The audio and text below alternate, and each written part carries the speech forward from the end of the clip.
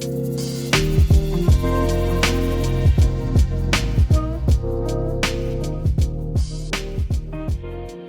joined by Jeff McClaine, who is the Group Marketing Manager, Urology for Richard Wolf. Thanks for being here, man. Yeah, thanks for having me. Let's talk first. Just tell everybody who Richard Wolf is and what you guys do. Yeah, so Richard Wolf is a medical device company. We're based in the United States in Vernon Hills, Illinois, just outside of Chicago. We cover several different specialties within the hospital, urology being our biggest specialty. But we also do have instruments for gynecology, imaging equipment, general surgery. So we cover a lot of areas of the hospital. My focus, as you mentioned, is within urology, and that is probably the biggest portion of our business, though. But let's get into that first. Let's talk about one of the biggest problems with urology and kidney stones. It's obviously 1 out of 10 people in America get it. Talk to me a little bit about it and what the facts are. Yeah, so kidney stones are actually increasing within the United States and worldwide. Actually, the statistic you just said is about right. Research tells us that about 1 in 10 people will get a kidney stone within their lifetime. And out of those 10%, 50% will probably get another stone within the next 5 years. Okay. So it's a bad sign. Yeah. If you have one, that you might get another one at some point in your life. There are a bunch of different kinds of kidney stones. Yeah. Some that pass through your body, some that don't. Yeah, so real quick, stones are made up of different types of things. The most common in the body would be calcium. So calcium oxalate stones are probably the most common, represent about 80% of stones. But there's others, struvite, uric acid stones are very common. So there's different types and they're different hardnesses. So some can be actually kind of soft, truthfully, but for the most part, and the ones that we think of are typically, pretty hard. Mm-hmm. The reasons that you get a stone vary. Probably the biggest is something not within your control, and that is that you selected the wrong parents. So it's genetic, right? Yeah. So genetics, with like a lot of things, carry a lot of the weight there. But there are other things that you can do that you can control, like having a good diet, drinking plenty of fluids, drinking plenty of water throughout the day to keep your kidneys flushed, to keep them healthy, and to keep them, really active. And then once they do get diagnosed with it, what's the treatment? Yeah, there's a number of different ways, depending upon the size of the stone, where it's located. There are a number of different ways to treat stones. Typically, the biggest is what's called a ureteroscopy, the word that you love. Ureteroscopy? Yeah. I've got it. See that? Yeah. You can put a scope, and the great thing is that, technology over the last 20 or 30 years has really just exploded with scope technology and the camera chips that are available on the tips of these scopes. They can go up through the bladder, up the ureters, all the way to the kidney. You can look around, you can bend that scope around, you can take a look, you can see where's the stone, and then you can actually treat the stone that way as well. So that's one way, called a ureteroscopy.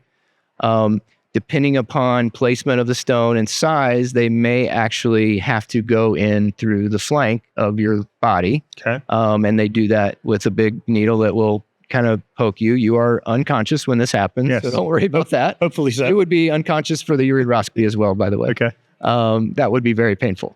So those are probably the two biggest ways of treating stones through some kind of mechanical intervention. Now, there are shockwave lithotripsy options that are non-invasive, but sometimes they don't always have the best outcomes. Typically, that might be a starting point, and then you might go to a ureteroscopy or the percutaneous method as well.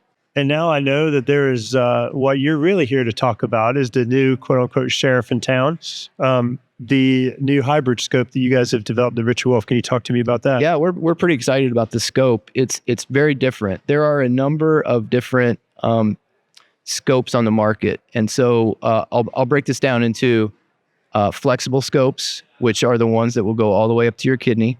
Okay. And then there are rigid scopes that can only go a certain distance up into your anatomy. Okay. This scope is great because it's a little bit of both. It's a hybrid scope. And what I mean by that is that typically, like I said, if you had like a stone that was lower in your ureter, closer to your bladder, you could probably use what they call a semi-rigid scope and go a certain way and treat it. You might treat it using a little they have lasers now that treat stones. They can blast the stone with the little laser fiber. It's kind of fun to watch. It's like a video game sometimes. So that's one way you can treat it, or you can go all the way up into the kidney with a flexible scope and treat in the kidney itself, doing the same types of things. Treat it with a laser fiber. If it's small enough to pull, you might actually grab it with what they call a basket. Okay. So they can grab it, put that basket through the scope, grab it, and pull it back down through. Fascinating. So those are the two main types of scopes that people use. The DRS from Richard Wolf is actually a hybrid scope because it does a little bit of both. It has the semi-rigid technology, which means that the shaft of the scope is a little bit more firm. It has some bend to it, but it's not floppy and flexible. The tip of it is actually flexible, and that's why you can treat stones that are either in the ureter itself, which you would normally treat with a semi-rigid scope. You can treat that, or you can go all the way up to the kidney and put the flexible part in the kidney and treat the stone there as well.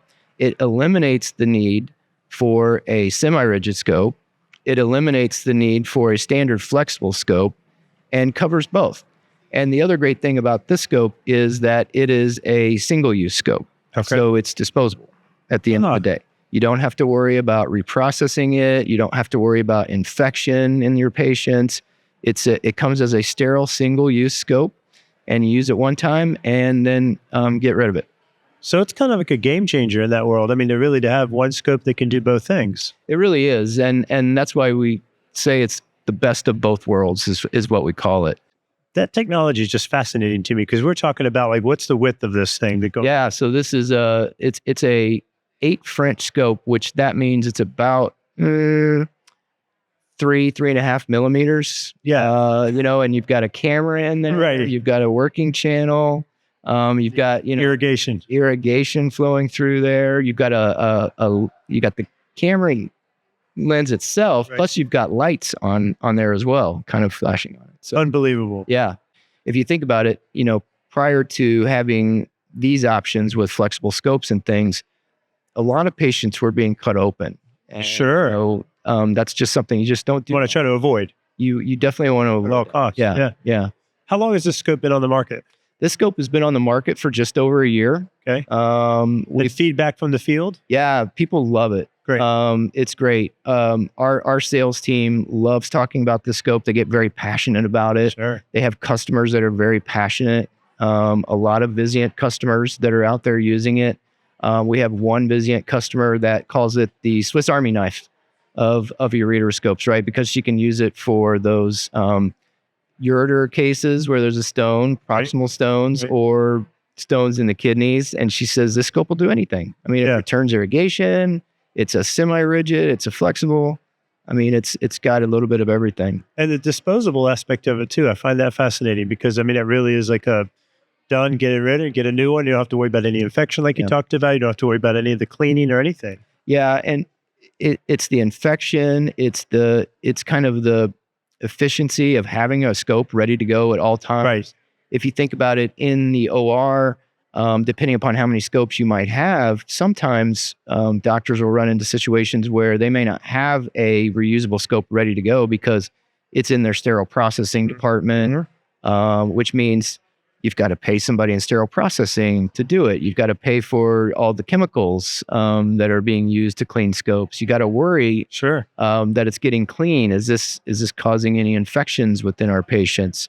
And just having a scope on the shelf ready to go is really easy. It's efficient. And some cost savings too. Right? And can be cost savings. Yeah, there's some great reimbursements now from CMS that have provided some codes for reimbursement for single-use scopes that are really encouraging this. So I would, if I had to venture a guess, I would say in the next few years, probably half of all these procedures will be by single-use scopes. Yeah. Jeff, thank you so much for taking the time to join us up here on the dock, and hope you enjoy the rest of the Vizient Summit. We appreciate you stopping by. Yeah, thank you for having me. You're welcome.